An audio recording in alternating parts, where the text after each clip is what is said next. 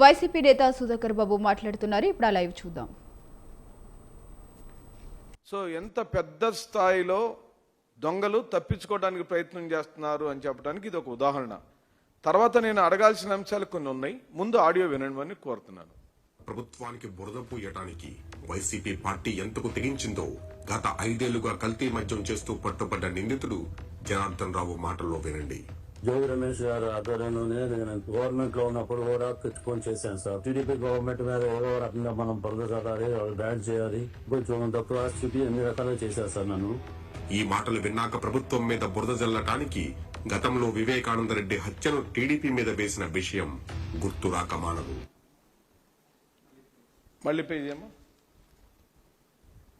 ప్రభుత్వానికి బురద పూయటానికి YCP party ఎంతకు తెగించిందో గత 5 ఏళ్లుగా కల్తీ మద్యం చేస్తూ పట్టుబడ్డ నిందితుడు జనార్దన్ రావు మాటల్లో వినండి. జోగి రమేష్ గారు ఆధ్వర్యంలోనే నేను గవర్నమెంట్ లో ఉన్నప్పుడు కూడా తెచ్చుకొని చేశాను సార్. టీడీపీ గవర్నమెంట్ మీద ఏదో రకంగా మనం బురద చల్లాలి, వాళ్ళు బ్యాన్ చేయాలి, కొంచెం తక్కువ చూపి అన్ని రకాలుగా చేశారు సార్. నన్ను ఈ మాటలు విన్నాక ప్రభుత్వం మీద బురద జల్లటానికి గతంలో వివేకానంద రెడ్డి హత్యను టీడీపీ మీద వేసిన విషయం గుర్తు రాక మానదు. వీడియో కూడా ప్లే చేయి. బురద జల్లటానికి గతంలో వివేకానంద రెడ్డి హత్యను టీడీపీ మీద వేసిన విషయం గుర్తు రాక మానదు. బురద జల్లటానికి గతంలో వివేకానంద రెడ్డి హత్యను టీడీపీ మీద వేసిన విషయం గుర్తు రాక మానదు. బురద జల్లటానికి ఇది పూర్తిగా ప్రజాస్వామ్యంలో ఇదొక చండాలమైన దిగజారుడు చెత్త రాజకీయాలు, నికృష్టపు రాజకీయాలు ఎవరు చేయలేరు. ఒక చంద్రబాబు నాయుడు మాత్రమే చేస్తాడు. జగన్ అంటే వైద్యం గుర్తొచ్చిద్ది, ఇప్పుడు చంద్రబాబు అంటే మద్యం గుర్తొస్తుంది. అమాయకులైన ప్రజలకు క్వాలిటీ మందిస్తాను, నాణ్యమైన మందు అందిస్తాను, ఏ బ్రాండ్ కావాలంటే ఆ బ్రాండ్ మీకు అమ్మి పెడతాను, జగన్మోహన్ రెడ్డిని దింపి నన్ను ఎక్కిస్తే మీరు ఇష్టం వచ్చినట్టు మందు తాగొచ్చని ప్రకటించిన చంద్రబాబు నాయుడు ఏ ఉద్దేశంతో ఆ రోజు అలా అన్నాడు అని మేమందరం ఆశ్చర్యపోయాం. ఎందుకంటే ప్రభుత్వ ఆధీనంలో ఉన్న అమ్మకాలను ప్రైవేట్ వ్యక్తుల చేతిలోకి వెళితే ఇలాంటి ఘోరాలు నేరాలు జరుగుతాయని మాకు తెలుసు.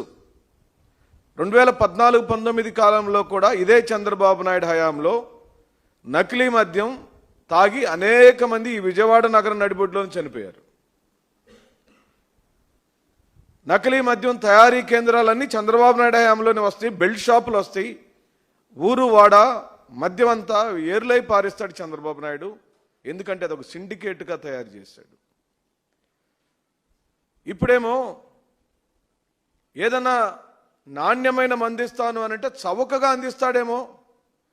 ప్రభుత్వమే లిక్కర్ అమ్ముతుంది కదా జగన్మోహన్ రెడ్డి గారి హయాంలో, అదే విధానాన్ని కొనసాగిస్తూ జగన్మోహన్ రెడ్డి గారి హయాంలో అందుబాటులో లేని బ్రాండ్లను ఏమైనా కొత్తగా తెస్తాడేమో.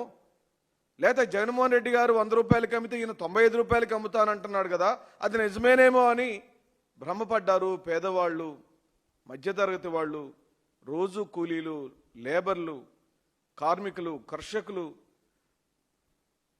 రోజంతా కాయకష్టం చేసుకుని సాయంత్రం ఇంటికి వెళ్ళేటప్పుడు సేద తీరటానికి, ఒళ్ళు నొప్పులను తగ్గించుకునేదానికి, నిద్రపోయేదానికి ఆ పేదవాళ్ళైన నా సోదరులు వాడుకునే ఆ మద్యాన్ని కల్తీ చేశాడు.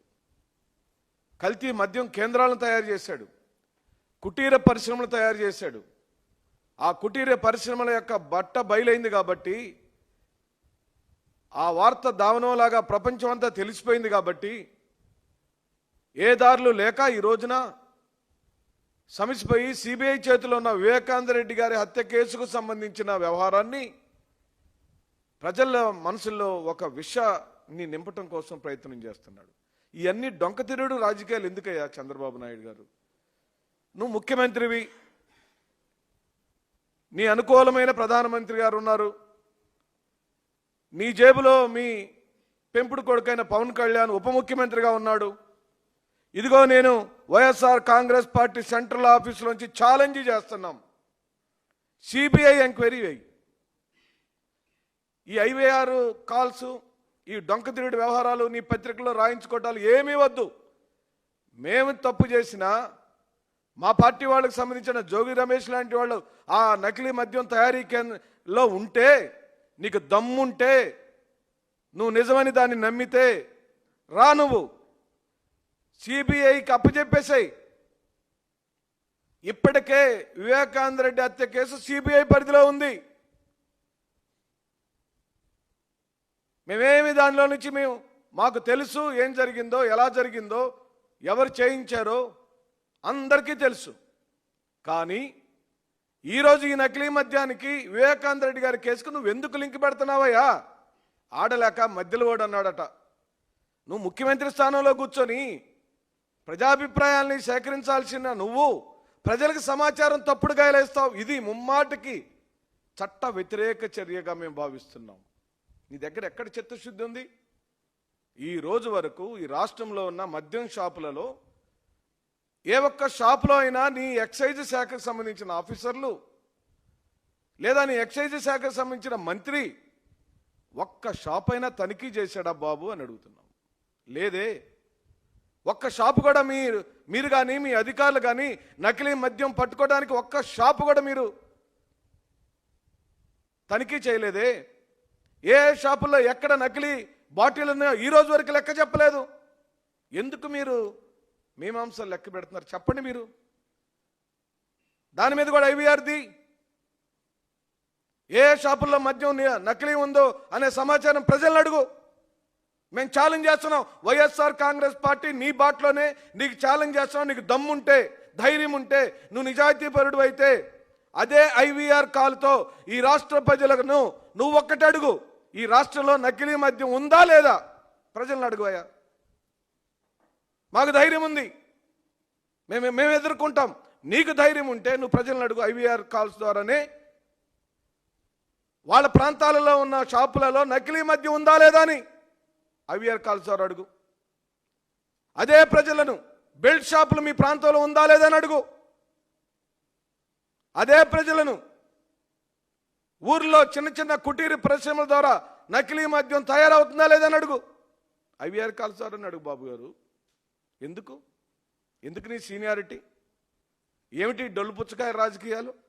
నిన్నగాక మొన్న నువ్వు శ్రీశైలం స్వామి వారిని దర్శించుకొని స్వామివారి దగ్గరికి వెళ్ళి చేతులు జోడించి మొక్కి ఆ ప్రధానమంత్రి గారితో కూడా కూర్చొని ఇంత దగులుబాజీ రాజకీయాలు చేస్తావా?